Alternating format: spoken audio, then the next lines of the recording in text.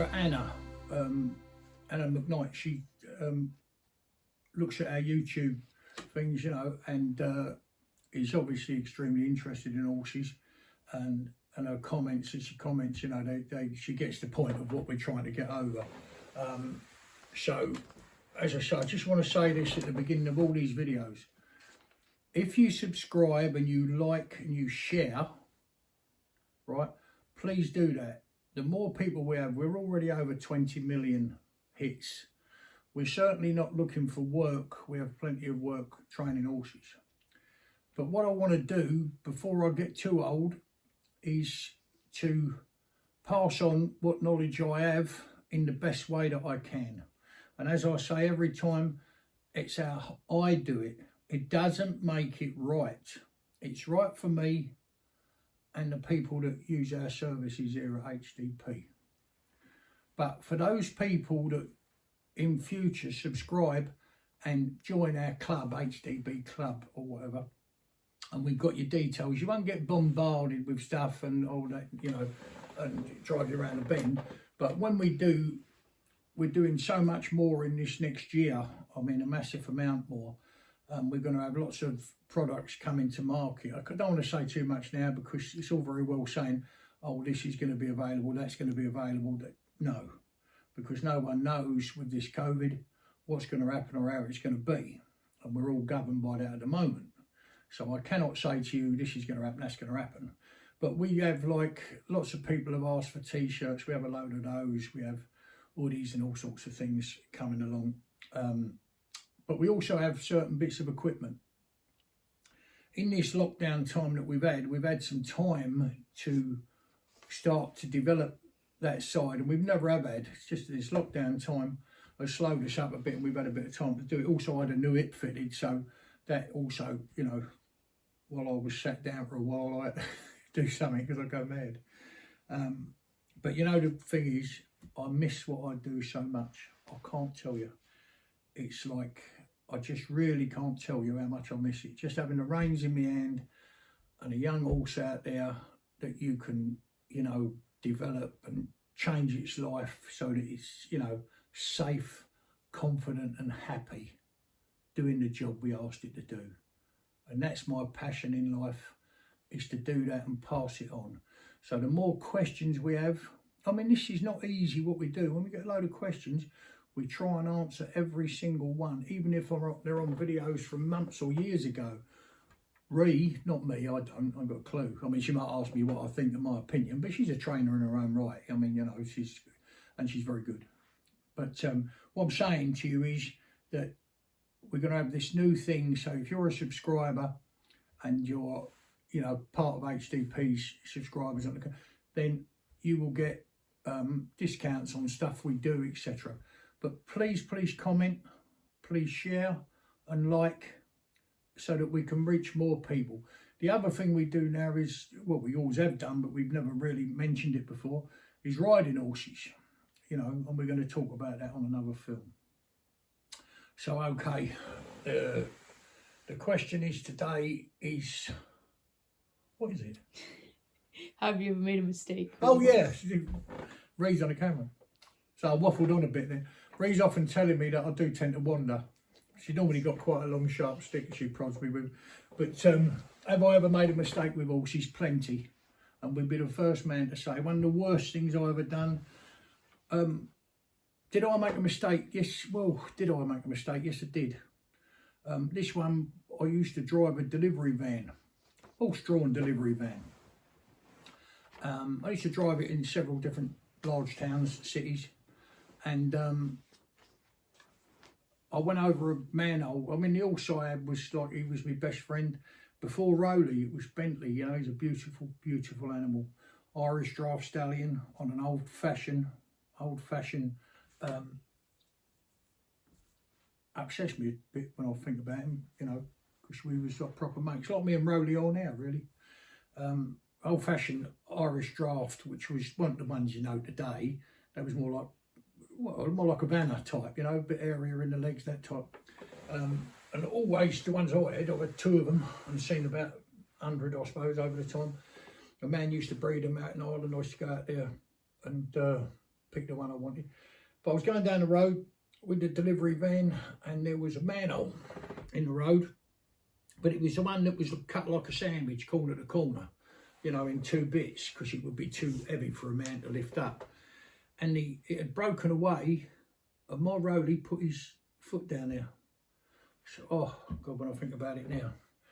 So there I am in heavy traffic, and it's tipped up like that, and he's put his foot down the manhole. So as he's trying to take it out, he can't. And it upsets you to think about it now. But so I jumped down. It was still, he never moved, you know. He stood there like that. But for some reason, and I'm going to try and explain it to you. It upsets me to talk about it really, but I'll try and explain it to you, just so you know. I've asked a question, I'll answer it. I'm coming up the road, and for some reason, I had to turn him fairly sharp. I think what was happening, as I try and remember, a van was coming down the road, obviously on the other side. He cut across the front of me, not anything bad at all, but wanted to park on this side of the road. So he saw me coming up, and it was going, I'm moving slower than the rest of the traffic. So he took the opportunity to come in. So I had to move over a little bit to accommodate him. The man never done a thing wrong. But I've just give a definite instruction, come over. With that, he put his foot on the manhole. The manhole tipped, it went down and jammed his leg. Well, I jumped down. He just stood. I said, stand still, baby, good boy. Like that. And the fella in the van, you know, he was just going to the back of his van to take some stuff out. He see what happened. He come over and helped. And we managed to lever it up. And he had some sort of bar in there, you know, I don't know, a tyre lever type thing. Because it jammed. And we managed to lift it up, and we took his leg out. I had a look. It weren't marked in any way. It wasn't, you know, there was no blood or anything like that. He certainly weren't lame on it. I checked him like that, so I come over behind the van and just parked him up like that. But that affected our relationship. I mean, I'm, you know, sorry to say, it upsets me to talk about it even now, but it did upset, you know, like we was best friends. I mean, we was mates, worked together every day. And it just went off me a bit, you know, and I'll never forget that as long as I live. Because we was that close, like that. I mean, seriously, that close. That horse, he learnt the sequence of the traffic lights. When the traffic lights went on to amber, people in the States don't understand because they just have red and green. But we have an amber light between them. And when that light went on, he'd know what that had just left, whether it had just left the green light or whether it had just left the red light. Or whatever it may be, and he'd slow up, and he was such a, you know, a bright horse, like, you know, and loved his job, loved people, loved everything about it. And he's coming up like that. Ree's just going to answer that phone. So he's when I, God, it do upset me a bit, I'm sorry, but you know, you've got to understand that we're very, very close with like Rowley now, you know. You know, he worked with me till he was 26, but he had to go to sleep, I'm afraid, because I couldn't help. You know, he just had to go, and Bentley the same way when it was his time. But anyway, our relationship changed. That broke my heart in two. He didn't just quite trust me, like it was perfect trust. If I said to him, this is what we got to do, there was no question, right? This is where we're going, mate. He'd go. He'd do anything at all, anything you could possibly imagine. Gentlest creature in the world, loved his work, absolutely loved to go to work. When it was time to go to work, I mean, people don't realise how close you get, as you know, with who you're with, you know, when you're working with horse. And he would just walk up on the lorry when we went off with our van to go and do promotional work in this particular town or another one.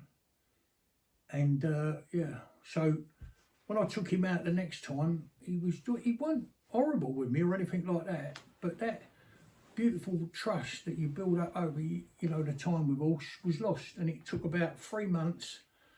And when it come to a manhole, I never pushed him over. I never made him go over it. I never forced him to go over it. I just tried to, you know, she'd say, come mate, like that. And if he wanted to step round, and I've never done that, you know, like I always, but I had just had that time, that worry factor of, what's it, and also he was a little bit, not, he weren't quite as, I don't know how to put it into words really, he weren't, what's it took us a long time to get to the, back where we were. It took about 3 months. And you've got to remember, I was out 5-6 days a week with him. So it weren't like, it was a long time. And, I mean, I'll tell you how brave he was, this horse, right? Or how much trust we had together. We went down to, I think it was Exeter, many years ago. This is, I'm talking about a long time ago. I don't know, 30 years ago. And we was doing a promotional job down there. And they wanted it on a rooftop. And they had a big lift outside. And, you know, an external lift, like you see on a building site. And I said, so I went up, made sure it was all right, everything was good, and they needed it for this advert they was doing or something like those things. And I said to old Bentley, I said, come mate. Like she had all these lovely harness on, her beautiful sets of harness. Had several sets of lovely trade harness, you know, that was made for colours, different colours for different companies he worked for. So he went on there like that, and I always remember, I got in, and the man's there, he said, will he be all right? I said, well, just take it steady, mate. We just go up, you know, a few feet and just see if he's happy. And we shut the gates and all the clonking and banging of the gates, and I'm in there with him, with this chap who's driving this thing, that, you know, this lift. And I remember now, you know, we started coming off the ground, and all he done was yawn. He just stretched his neck out, gave a big yawn, like that, got up, strolled onto the top of the roof. I thought, well, I don't know. But that's the trust you build, isn't it? As long as I was with him, he would do anything. And one other one I'm going to tell you about that I've done wrong. We have big long handles on our shovels. What we actually use is a snow shovel, big plastic snow shovel, very strong, with maybe 7-foot handles on it, 6 foot anyway. But when you stand them up, by the time you get the actual thing itself, be 7 foot tall. And I was mucking horse out. This is only recent years. And all I'm doing is mucking the horse out, and he's brought his head round just as I brought the broom back, and I hit him straight in the jaw here. So he couldn't comprehend that that was an accident on my part, no more than Bentley could. He went, you pulled me over there, you made me fall down that manhole. That's what went on in his head. And when I done this, when I was mucking out and caught one here, like that, you know, bump in the jaw, he looked at me like I was crazy. He wouldn't let me get near him. And I think it was Rhea who got round him in the end. I stayed out of the way, and for 2 or 3 days she mucked him out. I'd be in the next stall or stable mucking out so he could hear me voice and like that, and gradually he went all right. But when I first went, I see him just tighten. If you can read horse, if you can really read horse, take me a lifetime to learn how to do it.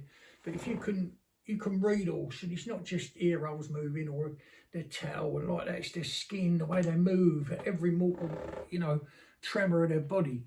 And he went in there and he tightened when I went in. I went, come on, boy, they're a good lad like that. And he took him about 4 or 5 days to come round. Have I made other mistakes? Loads. But they've never really affected the horse, right?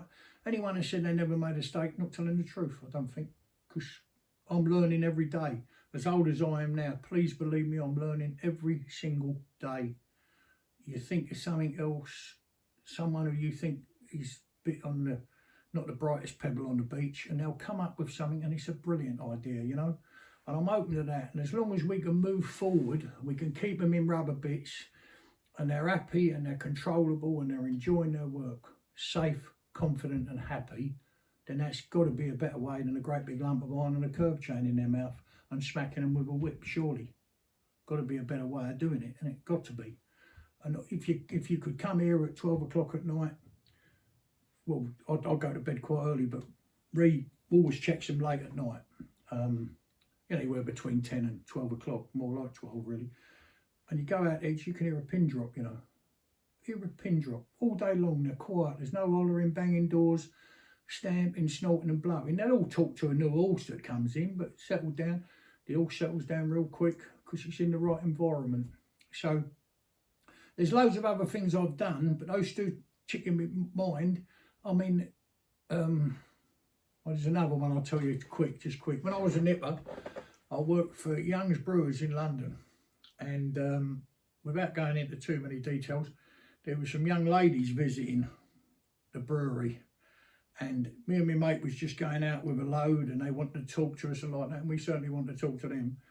But so I'd got up, and my job was to hook my reins up and my trout. So the man that worked with me, he you know, put the pole chains on and the you know, the trace chains, and I climbed up on my dicky seat right up there, looking down at these young ladies, promising I'll be back in a couple of hours. I told them to walk on like that, and I never had any bloody reins connected up. So only that I said to them, "Whoa, lads, stand still." They did, you know, they was good workhorses. And there's other things I could tell you perhaps another day. But basically, everybody gets it wrong sometimes. It's whether you can ever get it right again, isn't it? You know, and unfortunately I have.